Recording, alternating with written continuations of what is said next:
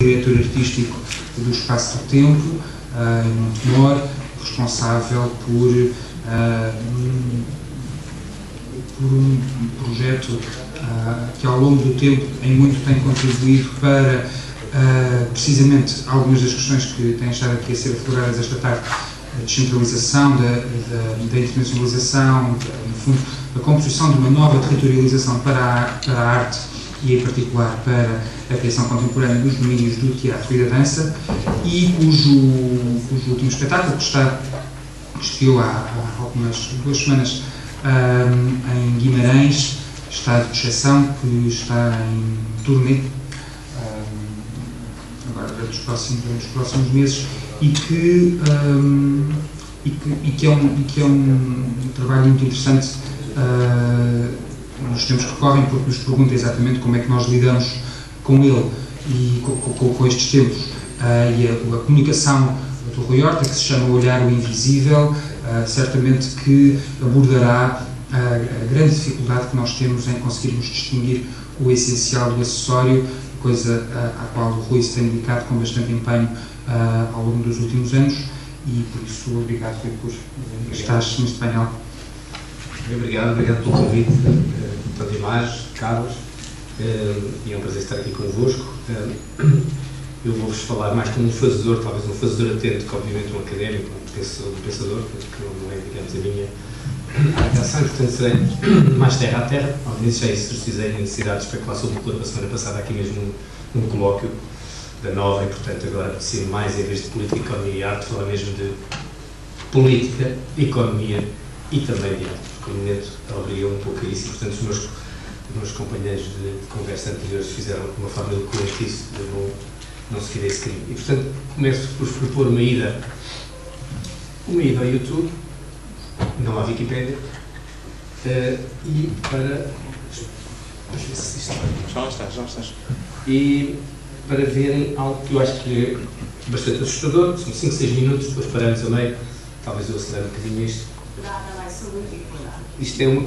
já agora, para contextualizar, é Margaret Gillis a ser entrevistada por uma jornalista muito famosa, num programa em prime time no Canadá, no Quebec, e a Margaret Gillis é assim grande protagonista da dança pós-moderna americana, portanto é assim um dos meus ídolos quando fui a Nova Iorque estudar, é assim uma coreógrafa maravilhosa, e que tem assim já uma carreira muito longa, e que passou por esta situação que eu espero que...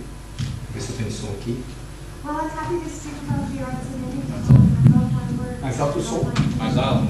I think it's an extremely important part of our society, of course I do. All right, well, we'll talk about that. I know you love what you do. I sense your passion when I see it in the video. It might be a little early to throw up the video just yet, but the first question I want to ask you is, what is the sum total of grants and public money that you have received throughout the course of your career, either you personally or the Marky Gillis Dance Foundation?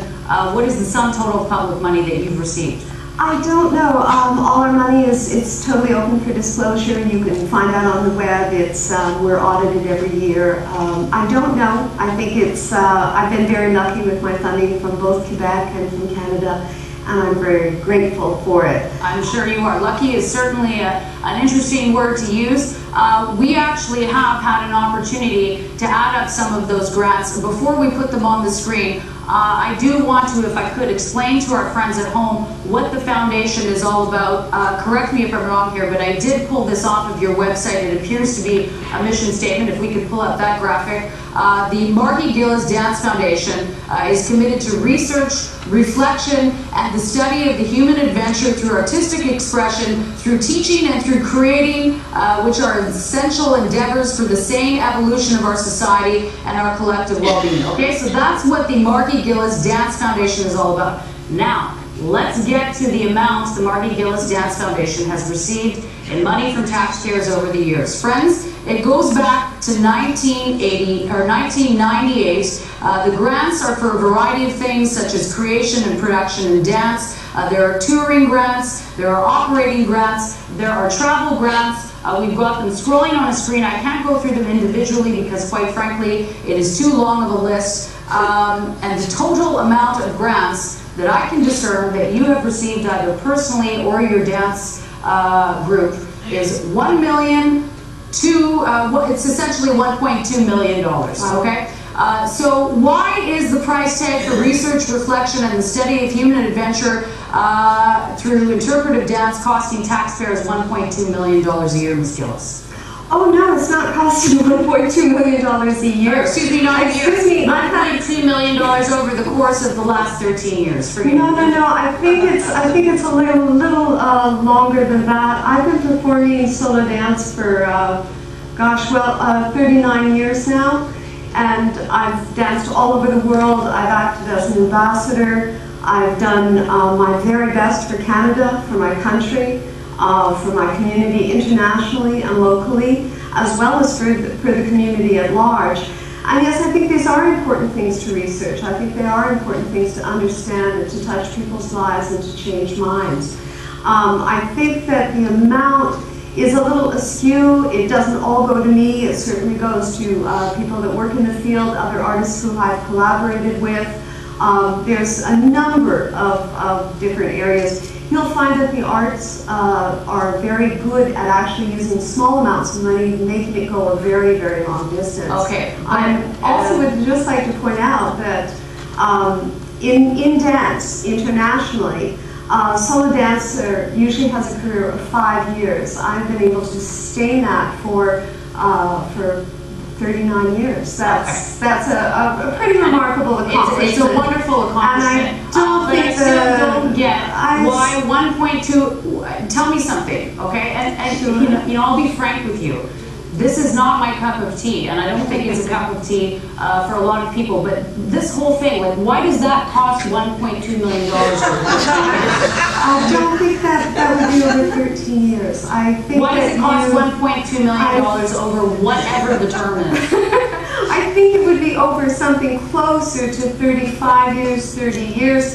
And that has to do with a lot of salaries for a lot of different artists, not just for myself, for my lighting designer, for the company, touring, performing, okay, I'm going to challenge you on the grants because these numbers are available online, as you've pointed out. Yes, they are. And it's the Canada Arts Council that has been providing these grants to you and Quebec, since and the province of Quebec, and $60,000 grant from the province of Quebec. But these other grants that I have enumerated today you started to receive them in 1998, or your Dance Foundation did. Yes. And that's where the math comes from, and we stand behind it. The point that I want to make is that this is not... than that. Well, then you need to take that up with the Canada Arts Council, because they're disseminating inaccurate information about the way tax dollars are being spent. I do not think the Canada Council would disseminate inaccurate information.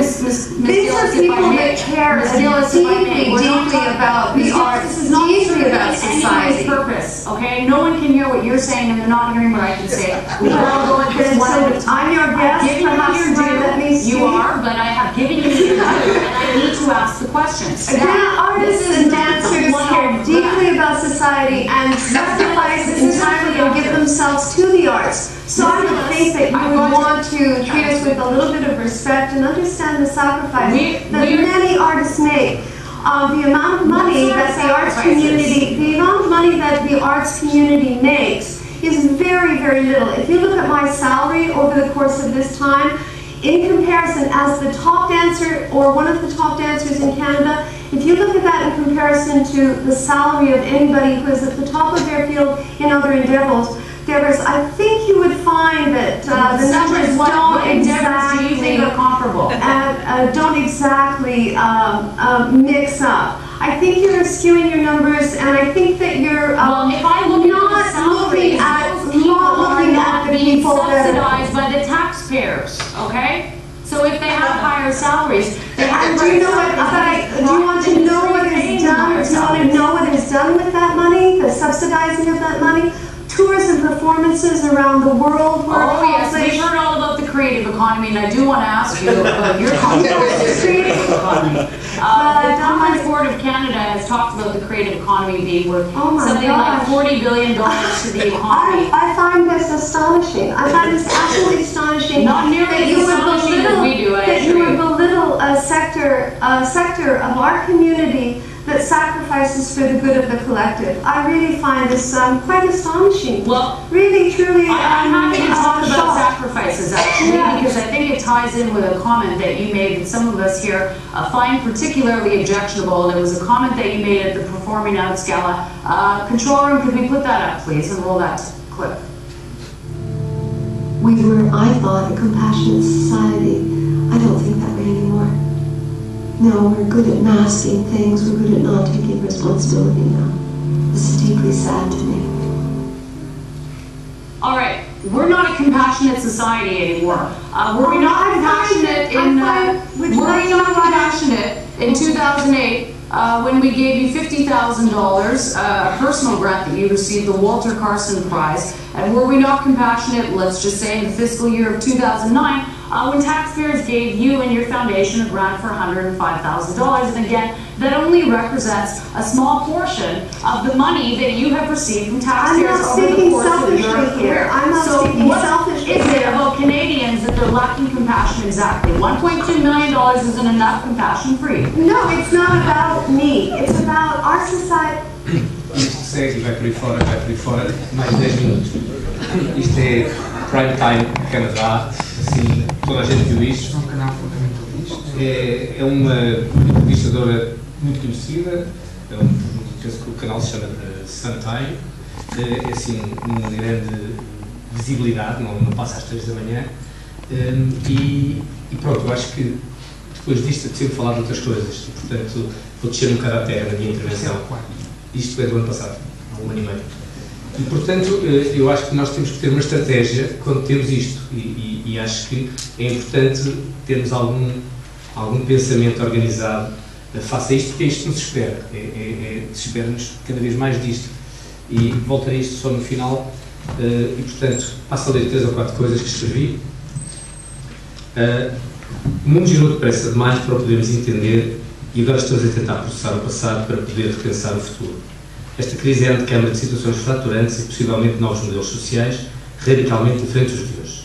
O que vivemos é uma colisão, desde há muito anunciada, fruto de um sistema em crise, alicerçado no capitalismo em fuga para a frente, aquilo que Helmut Schmidt ironicamente chama de turbocapitalismo.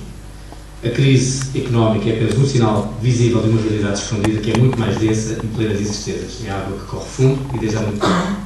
Quando em poucos segundos empresas inteiras com centenas de trabalhadores desaparecem na voragem especuladora do mercado bolsista, os seres humanos continuam a insistir com as suas angústias. Ou quando um paquistanês oriundo do mais recôndito lugar do seu país, 24 horas e 8.000 km depois, está no centro de Londres a vender jornais no quiosque do seu primo, como é possível integrar esta distância física e cultural neste novo contexto? Especulação financeira e hipermobilidade são apenas duas faces de um problema incomensurável. 20 anos de globalização potenciaram um mundo desigual e fraturante, onde as oportunidades que se geraram escondem exércitos de desempregados, atentados ambientais, salários de miséria, num quadro de consumo desenfreado que ameaça a sustentabilidade do planeta. Citando Agamben, George Agamben, o estado de exceção é cada vez mais um paradigma de governo dominante na política contemporânea. Um limite entre a democracia e o absolutismo, medidas provisórias, aumentos de impostos, limitação de liberdades, supressão de direitos, tornando-se num sistema permanente no qual afundamos inexoravelmente o nosso cotidiano. Institui-se a exceção como regra. Vivemos uma democracia que nos parece sólida e transcultural, particularmente querida à Europa, mas que não teve tempo de integrar o sentido da vida de cada um.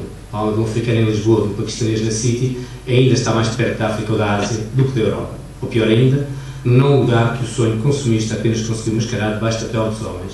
Por isso, e na antecâmara do novo ciclo, precisamos de um novo olhar. A arte pode contribuir para esse novo olhar, uma poderosa ferramenta de descodificação do desconhecido, porque nos dá a oportunidade de olhar o invisível, sentir o indizível e olhar para lá da dúvida. A ciência dos economistas, porque é uma ciência, é muito mais falível do que a visão idiosincrática dos artistas. Nunca estão de acordo, não podiam ser mais falíveis, mas discutem com a convicção dos matemáticos. E, no entanto, nunca vemos os matemáticos a discordarem entre si dos princípios axiais da sua ciência. É desesperante ouvir os mesmos comentários de sempre e os mesmos debates nos mídias. O resultado é voltarmos cada vez mais para as nossas próprias convicções e para um sistema de escala humana. Isso é bom. No mundo que vive obcecado pelo futuro e em sistemas que adormecem a nossa memória individual e coletiva. Comparou a nossa ânsia de descobrir, o homem assim, com a nossa ânsia de possuir, e ao anular a nossa memória, anula progressivamente a nossa identidade. O lugar do outro reduz, tornamos máquinas de produzir, de ter, de acumular É urgente recuperar a intimidade, a memória e o negativo das nossas vidas. Ou o positivo das nossas vidas. Vamos imaginar tudo diferente. Aquilo que hoje nos parece uma utopia terá no futuro, e muito provavelmente, uma lógica indiscutível. E, no entanto, já temos um começo. Chama-se indivíduos criativos com um segundo olhar sobre tudo e capazes de criar relações de escala. Não há apocalipse nenhum. Também não há pedra filosofal. E a coisa mais próxima dela que conhecemos, se calhar até a arte, pois através da criação, consegue transformar um objeto banal no mais precioso dos bens e elevá-lo aos limites da percepção. Os artistas são os poetas do nada, constroem a partir da matéria bruta, dos sonhos, de si próprio. E, no entanto, os especuladores financeiros convenceram-nos que transformavam o papel em dinheiro em valor. Hoje vemos onde isso nos levou, a culpa também é nossa, depois acreditamos, e claro que haverá sempre aldrabões, mas que apenas são legitimados pelos que não acreditam. Um segundo olhar sobre tudo isto pertence a cada um de nós, individualmente. A arte pode ajudar, ou pelo menos sustentar. Por isso, a par da indignação, exercemos a inteligência, a perspicácia e a resiliência. É claro que numa economia global necessitava de um mainstream acrítico e dócil. O consumo resolveu o problema dos mídia, e os mídia resolveu o problema, e os mídia consolidavam essa legião que alegremente corria para o mesmo sítio, como um suicídio em massa de lemmings que se precipitam ciclicamente nas falésias da Escandinávia. Hoje acordamos violentamente para esta perda. Se calhar já vamos no ar. O filósofo esloveno Zizek fala-nos de 5 níveis de luto social perante a crise, inspirando-se da psicóloga suíça Elizabeth Kubler-Ross. Face à perda. Negação, cólera, negociação, depressão, aceitação. Eu não tinha já nenhum político a falar disto na televisão. Estão a ganhar aqui algo. Estão a ficar mais polidos, mais cultos. Não sei onde hoje nos encontramos, mas alguns nesta progressão nos encontramos. O processo agora é começar a olhar para a frente e construir uma onda subterrânea de mudança que já coabita com o tsunami destruidor. Eu arriscaria dizer que é nos antípodas da macroestrutura económica e política desse tsunami. É no indivíduo, na sua força criativa, a arte estará forçosamente implicada, não para objetivar, mas simplesmente para especular, desmaterializar. É claro que este discurso não agrada aos homens políticos, mas por isso mesmo sabemos que estamos certos. E dentro das artes é, na arte contemporânea, sobretudo nas artes performativas, o que mais os deixa perplexos. E de facto o poder não gosta da live art, nunca gostou da live art. Gosta mais das artes plásticas em geral. E por isso são penalizadas em geral. E portanto eu falarei da minha dama, que são as artes performativas, obviamente. Porque não é domesticável, não é transacionável, é efêmera e a responsabilidade última da sua apreensão pertence ao espectador e à sua memória. Não se pode pendurar na parede, apreciar quando queremos, ser objeto do nosso ego, ser objeto de venda, de lucro. Os artistas visuais que me perdoem, consegui escrever isto a tempo. E por isso mesmo é um sinal de futuro e é um elemento de mudança, atuando profundamente na memória, na imaginação e no simbólico.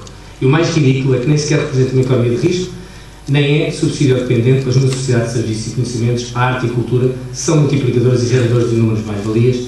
O problema é outro, chama-se medo e é profundamente ideológico, tem a ver com uma incompreensão da cultura como fenómeno, tem a ver com uma classe política tecnocrática, agora mais tecnocrática, antes nem sequer isso, e endemicamente sem massa crítica cultural. Portanto, hoje é também essencial o caminho do combate, para que o Estado cumpra com as suas obrigações, mas também para que, e não se assuste que eu não vou falar de políticas culturais, apesar de gostar muito de discutir políticas culturais, mas no termo do debate, obviamente, a economia, a política, eu não queria deixar de mencionar algumas destas coisas. Portanto, hoje é também essencial o caminho do combate, para que o Estado cumpra com as suas obrigações, mas também para que compreenda a mais-valia da cultura na sociedade, onde a própria economia é uma teia inteligente. Algo que só mudará quando a cultura se inscrever no discurso político desse mesmo Estado. Daí o gigantesco retrocesso que foi o debate no Ministério da Cultura. Mas de longe de centrar o debate nas políticas culturais, preciso lembrar o tipo de luta. No passado ano, no conhecido programa de televisão canadiano, a internacionalmente reconhecida coreógrafa Maggie Gillis, quando questionada sobre o apoio do Estado canadiano ao longo da sua carreira artística, foi literalmente atacada e os factos deliberadamente manipulados de forma a cumprir-se um vergonhoso ritual de sacrifício público em frente às câmaras. Hoje assistimos um pouco por toda a parte a um confronto ideológico similar, seja nos mídias, seja nas políticas culturais, inclusive nos países ricos, como por exemplo a Holanda. No nosso caso, e perante a magnitude dos cortes no orçamento da cultura, é fundamental exigir que o modelo em si não seja questionado e que, mesmo com menos verbas, o princípio do apoio público à criação artística seja mantido como um conceito inalienável. Que a crise não seja o pretexto para esmagar uma matriz cultural, por mais débil que seja, ainda subsiste, pois as crises também despoletam mecanismos perversos e, após o questionamento instalado no Estado e nos mídias, é de prever que estes se devem instalar no público mesmo. E é isto que me assusta com este vídeo. Porque esse é o último dito protetor, é o público. São os receptores dos objetos artísticos.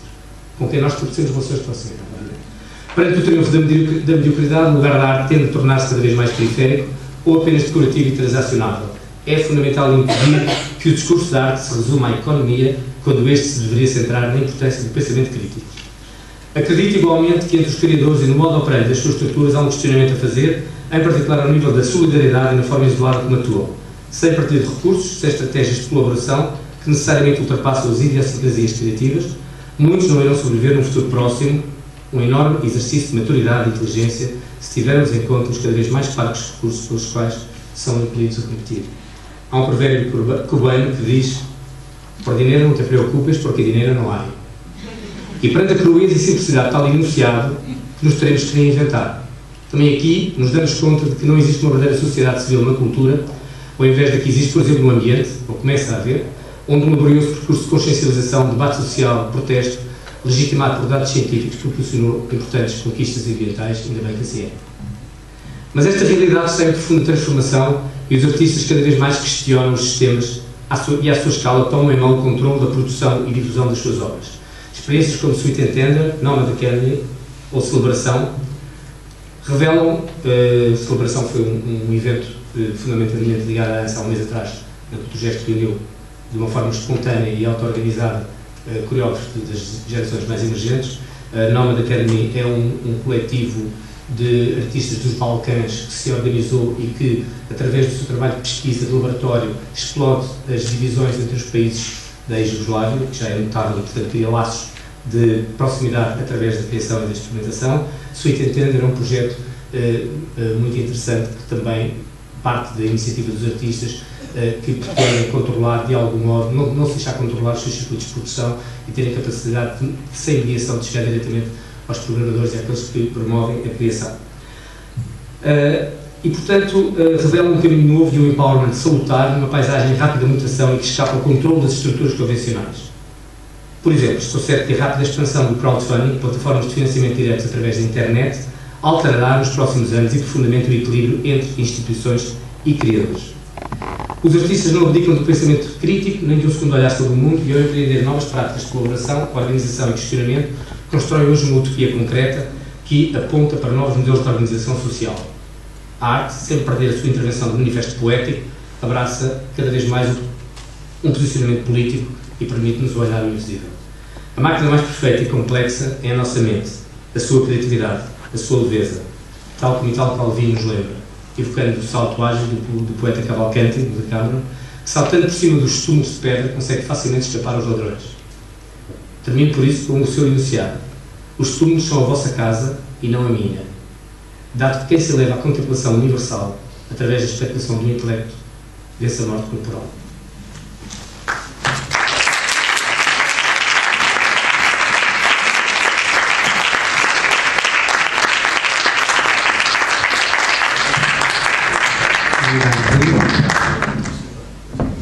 Vou agora chamar